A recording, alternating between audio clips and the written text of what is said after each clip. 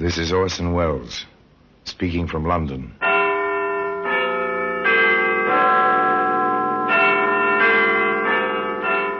The Black Museum, a repository of death.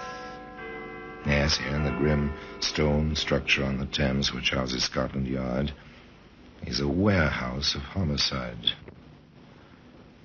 where everyday objects, a kitchen knife, a roller skate, a violin string, all are touched by murder.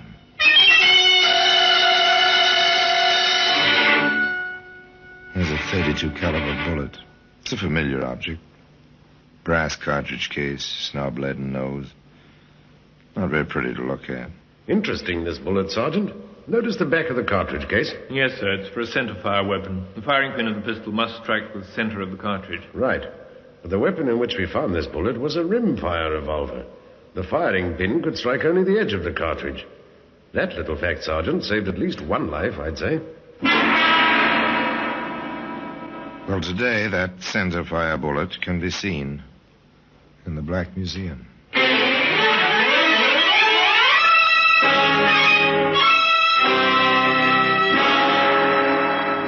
From the annals of the Criminal Investigation Department of the London Police, we bring you the dramatic stories of the crimes recorded by the objects in Scotland Yard's Gallery of Death, the Black Museum.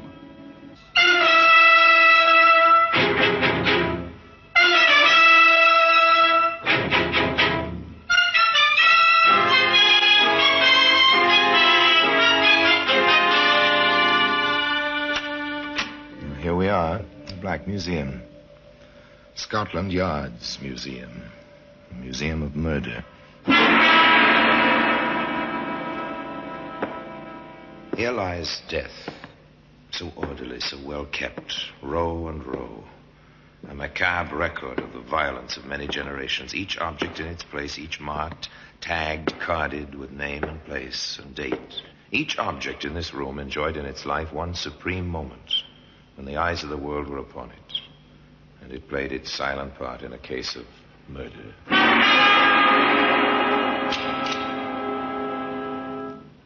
And here we are. Here's a jeweled ring, fit for a princess, but born of a mind like the Borgias. Press the jewel, so, and a tiny point licks out, a fang, dripping death. Shake hands with your enemy. Shortly thereafter, he dies. A bathtub. Yes, a bathtub. White, smooth, shining in the dimness. Once a man floated face down in this tub. He slipped or he had been pushed. Was the mark on his skull caused by striking his head as he slipped, or by a blunt weapon? In any case, he drowned. I see. The .32 caliber bullet. Even here, lying so quietly, so somberly, it's ugly. This object was made for killing. But as a matter of fact, it never did kill. That's the story. It began on a London street. A dark sedan drove slowly into the stream of traffic. There were 3 young men in it. One seems quite a bit younger than the other. Even so, the car continues to cruise along.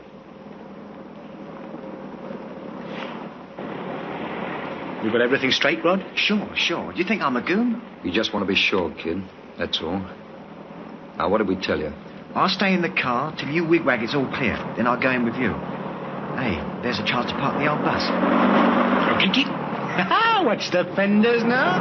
Wouldn't want nobody to ask for your license at a time like this, eh? Matty, leave me. Sure, Jack, sure. Just kidding him, that's all. What's the matter? You edgy? Cold as ice, that's me. Yeah, ice is what we're going to get. All set. Let's go. 2 young men leave an automobile, stroll up the street, hands in pockets, cigarettes dangling loosely from their mouths. They walk past a busy jewelry store. Pretty crowded. Maybe we ought to wait. Could be. No use taking chances. They stroll a few steps farther on. They turn, start back, quite casually. Hey, what's the kid doing? Oh, the guy's gone into the store. Come on. That goon must have thought we made the signal. Got your gun? What else? Slow down now. Here we go. Rod, what's the idea? You wigwag, didn't you? Never mind. Let's do it. Right. All right, everybody, this is a hold-up. Over against that wall. Everybody. These guns are loaded. No! You don't take my stuff! No! Shut up, you. Quiet. Anybody talks, I'll give it to him. Rob, grab the junk on the counters. You there. Stand still. Got the button. Rob the car. Start the engine. Ready, scram. Stop them! Please! Stay in that store. Matty, Jack, the truck. It's double parked. We can't get the car out. We're stuck behind that truck. Front footed, kid. That way. I can't get the car out. I can't. Come on, Jack. Keep moving. Stop, you! Stop! You're the thieves! Stop! Get out of my way, you. I've got you! Please! Now it's in the fire. Run, Matty.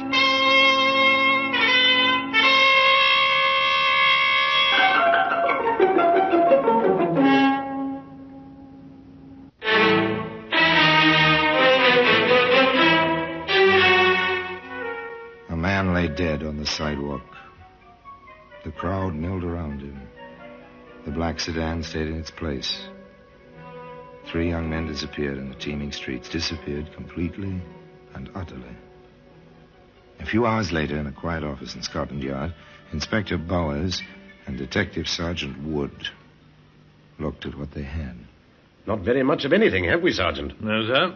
Descriptions which could be any of 100 men and 2 bullets. A 45 bullet from the woodwork in the jewellery store, and the 32 which killed that fellow. With no guns to go with them. Well, if those boys were smart at all, they've ditched the guns. Funny, you'd expect a lot more shooting in a thing like that. They were conserving ammunition. Oh, well, I don't know. Circularize the descriptions, and what there is of them, and that's about all for the moment. Yes, sir. 3 men, youngish, white handkerchiefs over And that was all.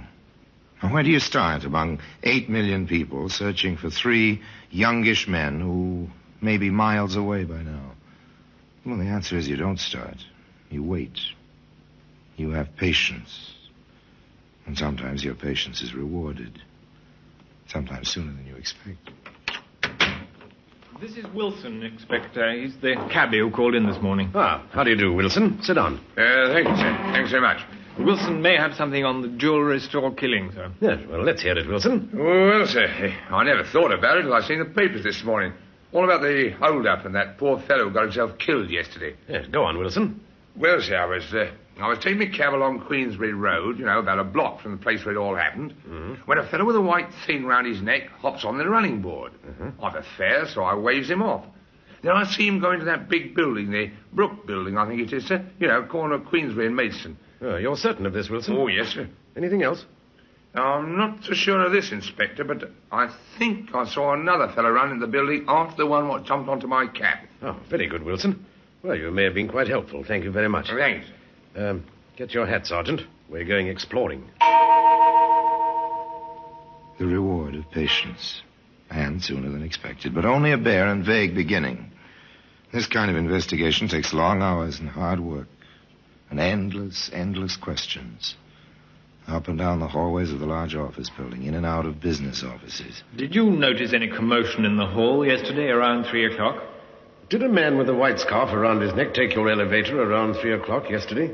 Did you hear any running or anything like that around 3 o'clock yesterday? On and on, upstairs, downstairs, nothing. No one noticed anything, nothing irregular, no commotion. What was that? Did the porter notice anything? 2 fellows.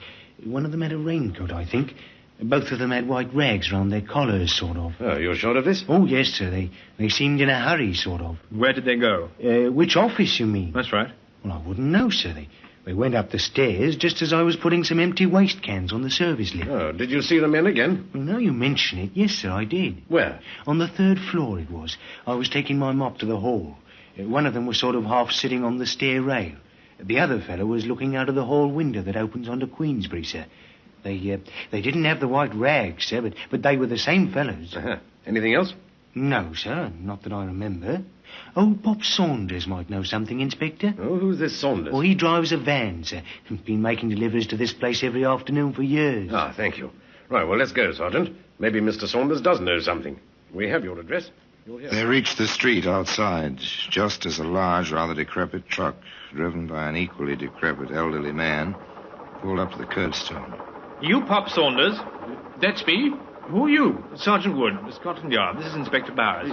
Yes? Have I done something? No. But you may have seen something that'll help us. Yes, sir? Were you here at this time yesterday?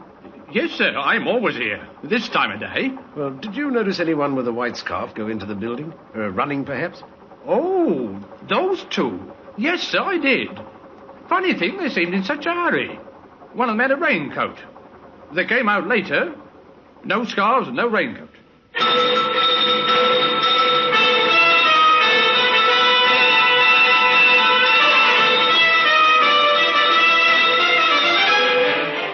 Now the search is on for a raincoat. Scarves or handkerchiefs can go into pockets, not raincoats. The Brook building swarms with police. Every nook and cranny is inspected. In the cellar, in a dark corner. This must be it, Inspector. Every other raincoat in the building's accounted for. Not a mark on it. Nothing. Yeah, try ripping the lining, Sergeant. Nothing, sir. Except the manufacturer's stock tag under the armpit. Not much, but a little at any rate. Check the manufacturer. From there to the jobber who bought the lot on which that coat was packed. From the jobber to the retailer. It's times like this I thank heaven for rationing. At least they have to keep a record of the clothing coupons and the names of everyone who buys anything. A thin, tenuous trail and a mountain of sales slips to go through. But nothing strikes a chord of memory. And then the sergeant thinks of something. Inspector, when they make out these records, don't they write the last names first? Yeah, you're right. They do. Oh, well, back over it again. Here, how about this, Sergeant? Mac Stanley. The other way, Stanley Mac. Remember that name, Sergeant? Stanley Mack. Not a usual name. Yes, sir, I do.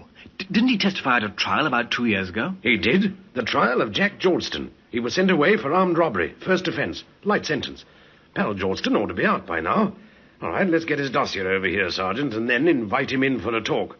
It may be interesting, if nothing else. Well, today, that centerfire bullet can be seen in the Black Museum.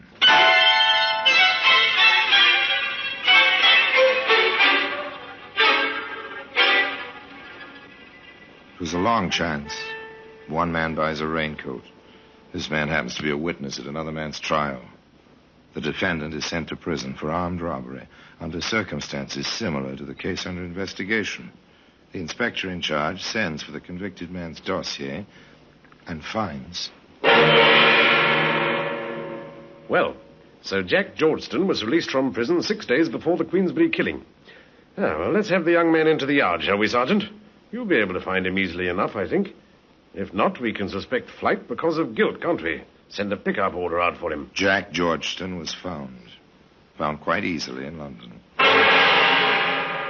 Look, you haven't a thing on me, Inspector, and you know it. Maybe, maybe not. Sergeant, show Mr. Georgeston the garment. Here it is, Georgeston. Do you recognize it?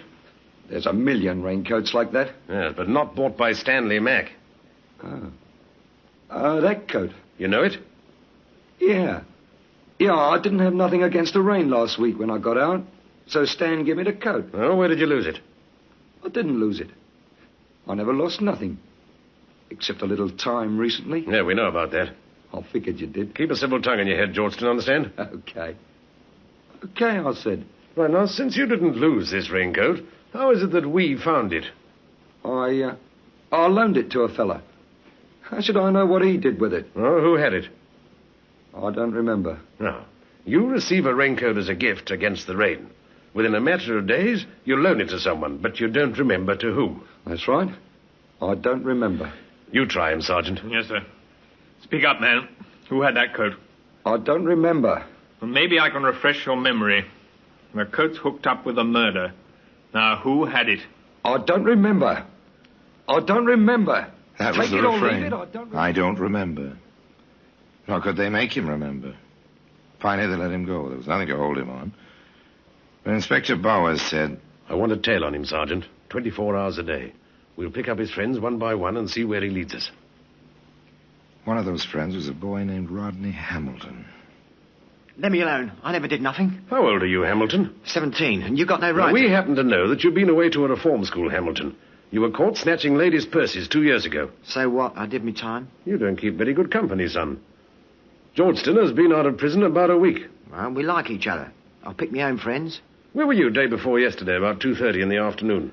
Home, in bed. Ah, sleeping late, huh? Well, I was sick.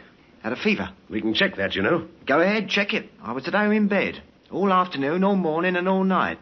I was sick. Yes, we know. You said that before. Now, look here. But it didn't do any good. The boy was obviously afraid. But whether of the police or of the men he knew, it was impossible to tell. Still, the patience of Scotland Yard was rewarded once again. A report came in from detectives assigned to follow both Georgeston and Hamilton that they'd been present at a party in a bar given by a third young man named Matty Canvas. Dossier on canvas, Inspector. Ah, thank you. Oh, nice lad. Stole a car when he was 11. Convicted, assault with intent to rob. Convicted, jewel robbery. Convicted, armed robbery and assault. Nice little trio, our three friends, aren't they, Sergeant? Not exactly. Do you want canvas brought in, sir? Yes, do that. Oh, and, Sergeant, bring the other two along, but keep them separated. Don't let any one of them know that we have the other two.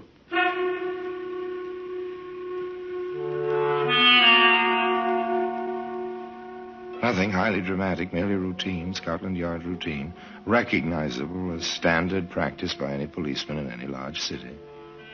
Bring him in for questioning. But it always helps to have a few facts on which to base the questions. With this in mind, and knowing their underworld, Inspector Bowers and Sergeant Wood repaired to that certain bar where Matty Canvas held parties for his friends. Nothing much here. Well, there may be. Keep your ears open. Another pint of ale, please. Right you are, sir. Oh, here now, Larry. Let me wait on the gentleman. Suit yourself, Miguel. Suit yourself.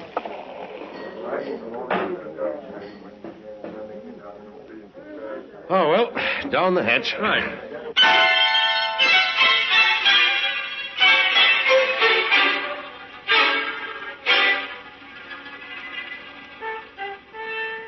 Patience. Frequent the bar. Wait. Keep your ears open. Don't talk. Just wait. Say, Larry, you hear they picked up Matty? Yeah, and the other two. Rod, too?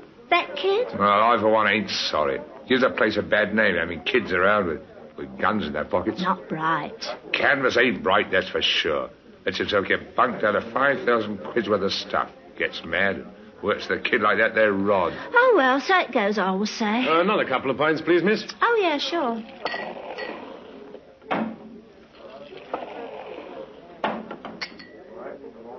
There you are. Do you know a lad named Canvas? Me? I don't know nobody. How about a kid named Hamilton? You think I'll keep track of everybody comes in here? Yeah, that would be difficult. I thought I heard you mention Mr. Canvas by name. So did my friend here. Then you thought wrong. We don't encourage conversation with the elder. No, I don't suppose you do. Care to have a drink on us? I'm not certain that I drinks with cops, mister.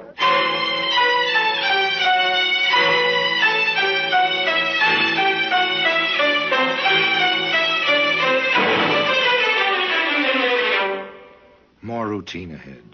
More routine for the inspector and the sergeant after they left the bar.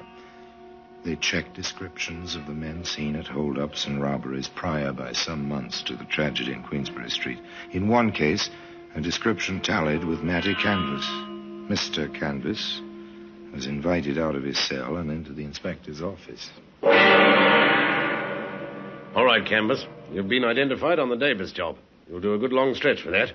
You may as well tell us what you know about the Queensbury shooting. I don't know nothing.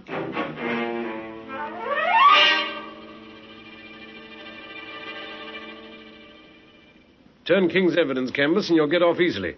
Otherwise, it's a hanging matter. You can't pin that one on me. I was miles away. I can prove it.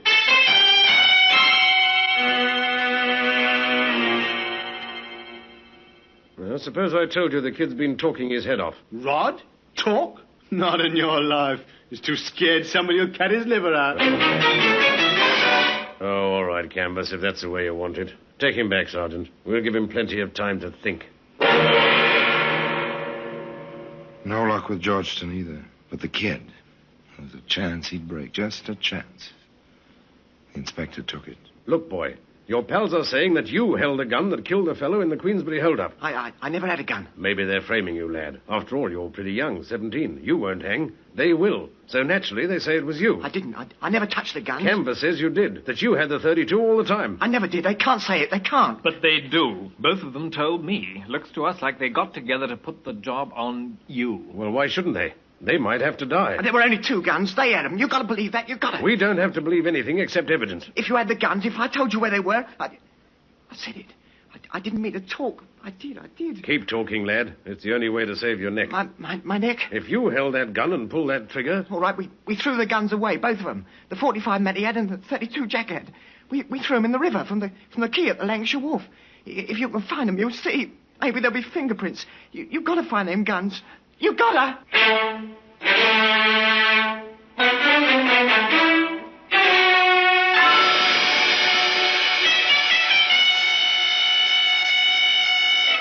Ballistic reports, Inspector.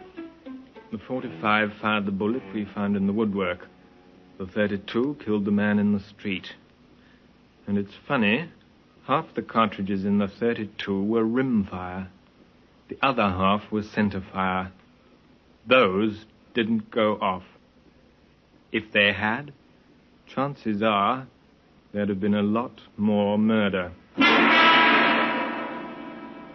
And today, if you're interested, you can find that centerfire bullet in a place of honor in the Black Museum.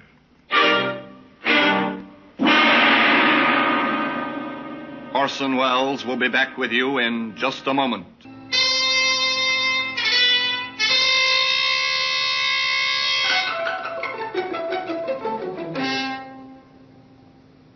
It's an accepted fact in police work that 80% of the occupants of our prison either were talked there or talked themselves there. In this case, it was patient police routine plus the talking of young Rod Hamilton, which put Rod behind bars for the rest of his life and brought Georgeston and Canvas to the 13 steps and the rope one morning at 8 o'clock. There's a postscript to this story. The use of a gun by an English criminal is rare. Nor in England do the police go armed in their normal course of duty.